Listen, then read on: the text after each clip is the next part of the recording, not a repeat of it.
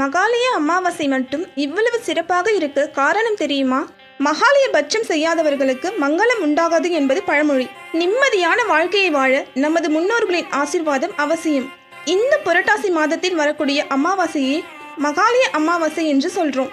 இந்த மகாலய அமாவாசையில் யமதர்மனின் அனுமதியோடு நமது முன்னோர்கள் அனைவரும் சூரியனின் ஒளிக்கதிரின் வழியாக பூமிக்கு வருவதாகவும் நமது பாவங்களை நீக்கி ஆசீர்வதிப்பதாக கருட புராணத்தில் சொல்லியிருக்காங்க.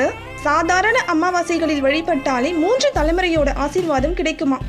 இந்த மகாலய அமாவாசை அன்னைக்கு வழிபடுறதுனால முன்னோர்கள் மட்டுமல்ல, நமது உறவினர்கள், நண்பர்கள், தாய் வழி மற்றும் தந்தை வழி முன்னோர்களின் ஆசீர்வாதமும் முழுமையா கிடைக்குமாம். அவர்களுக்கு பிடித்த உணவை படைத்து வழிபடுதலே மகாலய அமாவாசையின் சிறப்பாகும். மகாலய பட்சம் எனும் 15 நாட்களில் தர்ப்பணம் செய்யாதவங்க இந்த மகாலய அமாவாசை என்று பக்தியுடனும் நம்பிக்கையுடன் தர்ப்பணம் செய்தால் நம்ம எல்லோருக்குமே நல்லது நடக்கும்னு நம்புங்க.